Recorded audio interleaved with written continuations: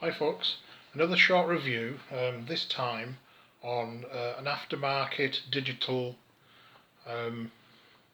dial gauge basically, made by a company called Ecotech, which is obviously Chinese, and the first impressions of the unit is quite good actually.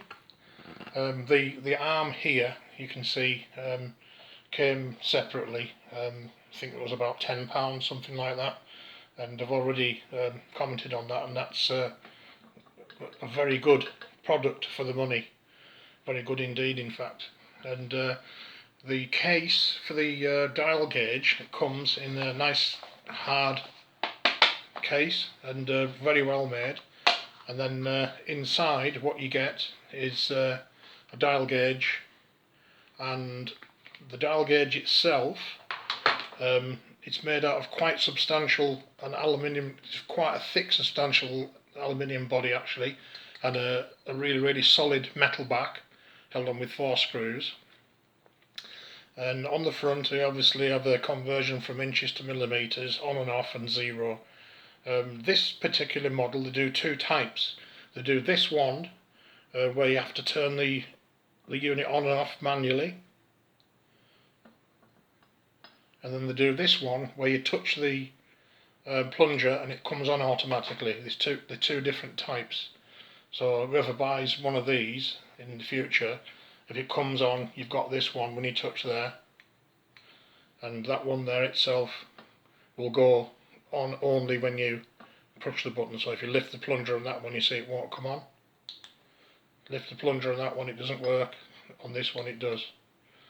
So it's neither here nor there really, 6 and 2 3s.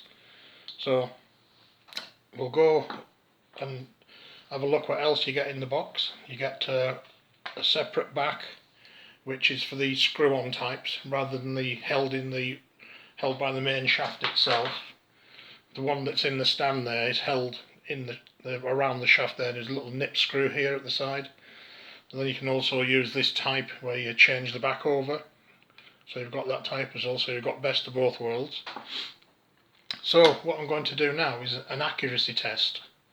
And what we have here is a 2-litre turbo Volvo engine shim, which is marked 280. So what we'll do a double check on 2 other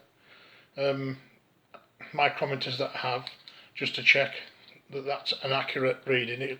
It'll be plus or minus 1 probably.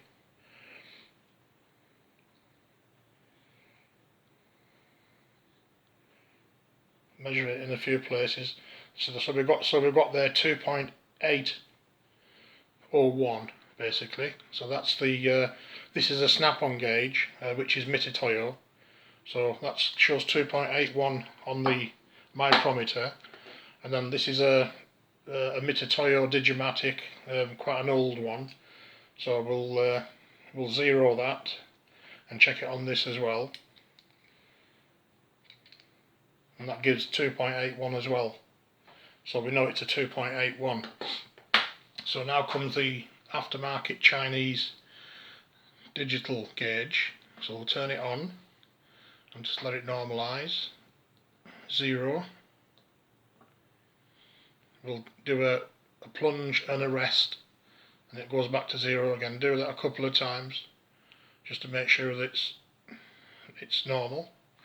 Now we'll place the shim underneath and see what we get. And as you can see, the digital gauge is perfect. It's absolutely bang on 2.81. So Mr. Chinese has pulled out the stops on this one.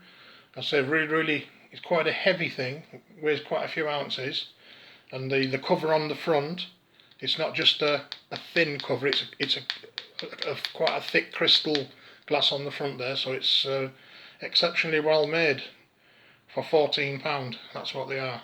So as you can see there, we'll take the shim back out, let it go 0 again, put it back in again, and it's absolutely on the button.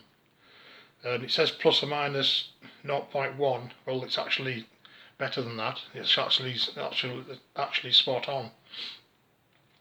Now what I've done to make this stand, this is just a piece of billet 3/4 thick aluminium Duraplate, which I've actually horned flat on another flat plate so it's perfectly flat, and the total cost of the unit there, including the dial gauge, the arm and the plate, is about £30.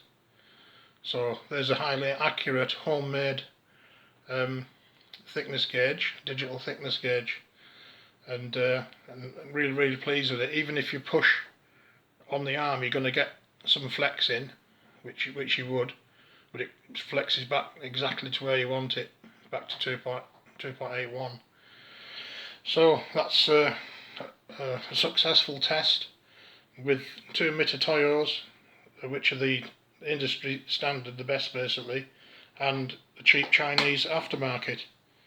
And they also fit onto the onto a computer. You can put your data cord into there, which is similar to the internet or a phone connection, and you've got your battery in this side, which is standard Maxwell LR44s, which are quite cheap.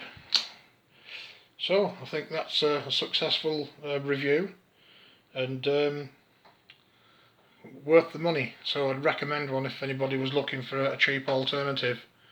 So thank you all again for watching. Bye for now.